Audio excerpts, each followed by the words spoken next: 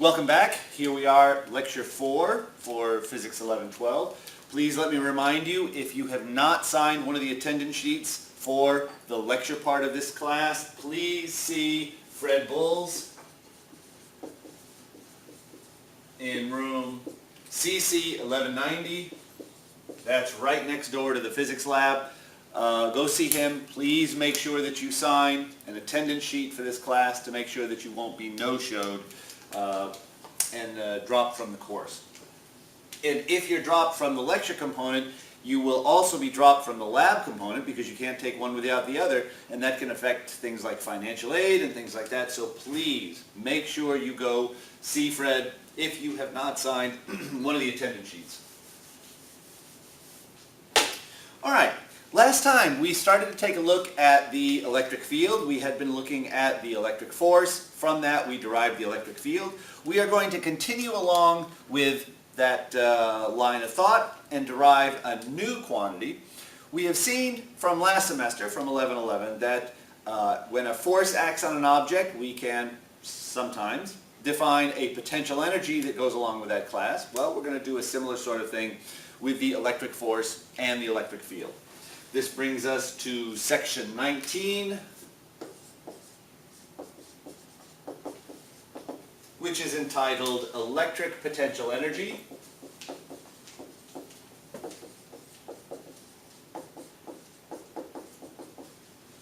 Oops.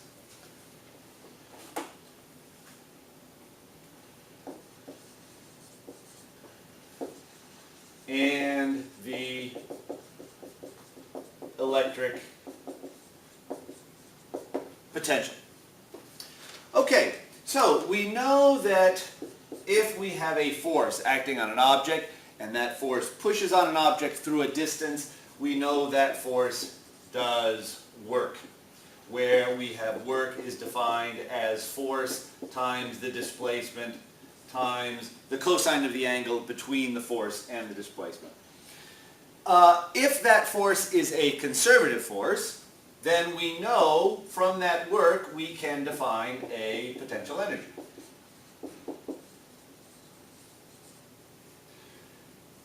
We've done that with the gravitational force. What we're going to do is a very similar sort of thing with the electric force. We have potential energies already derived for gravity, for the spring elastic force, things like that. So let's see if we can't derive a potential energy for the electric force. We know that if we have an object, let's say starting at some point A, maybe we've got a ball or something like that. We exert a force on it and push that ball through some pathway to another point, let's say some point B. So we push this object, we apply a force, and move it from some point A to point B. Then, in general, we'll have a change in the potential energy of that object that's equal to the potential energy at the point B minus the potential energy at the point A. In other words, the increase in potential energy, well, let's assume it's an increase for the moment. The increase in potential energy can be found by taking what we end up with and subtract what we started with. So let's say we push it along, we end up with a potential energy of 7 joules. We started out with a potential energy of 2 joules. The change will be 7 minus 2, 5 joules, an increase of 5 joules. We can set this equal to the amount of work that we do in going from point A to point B. In other words, if we increase the potential energy going from A to B, we must have done work on the object to move it from A to B to increase its potential energy. What are we working against? So this is the work that we do. I want to emphasize that. This change in potential energy we can find from the amount of work that we have to do on the object. What are we working against? Well, there must be some force that we're working against. And the analogy I'll use later on is, say, working against the gravitational force to move the object from a lower point to a higher point. So we could also say that if we're working against some force, it's the work the force does, maybe this, whatever this external force is, the work that the external force does in going from B to A, because we're working against that, so we could think of it as going in the opposite direction, the work that the external force would do in going from B to A. So, let's take a look at an analogy with the gravitational force. Okay. So, let's imagine we've got some object, like a ball, being acted upon by the gravitational force. And we'll assume that the gravitational force is uniform. So we've got some constant force, F equals mg, m is the mass of the ball. Let's imagine we move this ball from some point A up to point B. In order to do that, I have to push against gravity. So I have to do work pushing upwards against gravity and moving it upwards. So I get a positive increase in the potential energy. In other words, the ball up here has more potential energy than the ball down here. What's the change in the potential energy? Well, it's the force times the distance. Let's say this distance is delta y. The change in the potential energy will be mg delta y. Now we can think of that also as the amount of work that the gravitational force would do in moving from this point to this point. As I push up, I have to push up with the same force. If I'm moving this at a constant speed, I have to move it with the same force that gravity is pulling down. So I have to push with a force of mg. The force gravity pushes down is mg, and if we move the ball, or if we allow gravity to move the ball from point B to point A, gravity would move the ball with a force of mg for a distance of delta y, and we'd get the same work done. So the work that I do in moving the ball from A to B is the same work that gravity does in moving the ball from B to A. So what we want to do is talk about the potential energy in terms of the work done by the external force, the gravitational force in this case. So we don't need to think about what I'm actually doing. I want to define the potential energy in terms of this external force, the gravitational force, as opposed to the force that I'm applying. That's what I want to do for the electric case. Now, what we're going to do is take a look at an electrical analogy to the gravitational force, something that's going to give rise to a uniform electric force.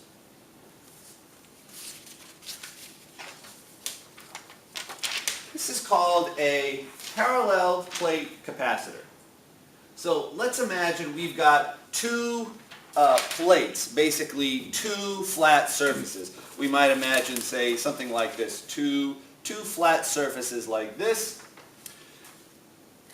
with one having a positive charge, the other having a negative charge. The positive charge, we know, creates an electric field away from the positive charge. Negative charges create electric fields toward the negative charge. These two plates would create an electric field from the positive charge to the negative charge in between the two plates. Now, this is greatly out of scale. So let's imagine this plate is actually much, much wider this way, and this plate's much, much wider that way, so that the distance between the plates is actually small compared to the size of the plates. All right, so in that case, we would end up creating a relatively uniform electric field between the plates. We'll actually talk about how strong that electric field is later on.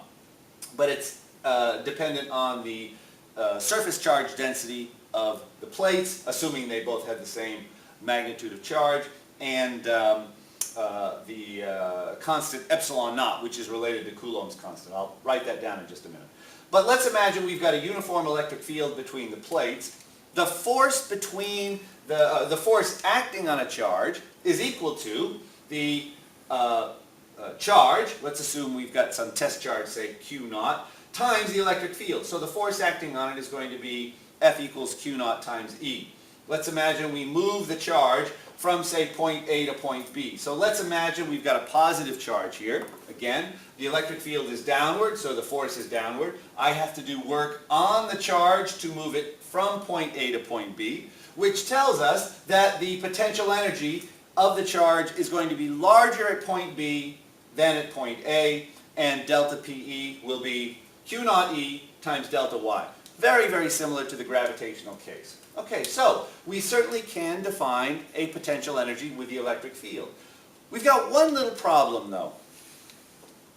If Q naught is actually a negative charge, then the force on Q naught will actually be upwards, which means in that case we would have to do work on the charge to push it downwards, which means that the point A would have a larger potential energy than the charge at point B. With the gravitational case, we always know an object that's higher up has a greater potential energy. An object lower down has a lower potential energy. The problem is that's not always the case with the electric force because we've got two different charges, positive charges and negative charges. In this case, a positive charge at point B would have a higher potential energy than point A, while a charge with a negative sign would have a higher potential energy at point A than point B. So we've got this little ambiguity in terms of the potential energy, which points have higher potential energies, which have lower potential energies. So we're going to do a similar sort of thing that we did when we defined the electric field. The electric field we defined without dependence on the test charge. We're going to define a new quantity called the electric potential, which is not going to depend on what the test charge is that we actually have. We'll use the test charge to make our definition, but then eventually what we end up with will not depend on the test charge that we use. So what we did last time was we defined the electric field as the force acting on a test charge divided by the magnitude of that test charge. That gave rise to a quantity which only depended on the arrangement of external charges, whatever was creating the force on the test charge. So we could define the electric field due to just these external charges. This was then independent of the test charge that we used, even though we used that test charge in making the definition. Because the force was proportional to Q, eventually our definition for the electric field did not depend on the test charge.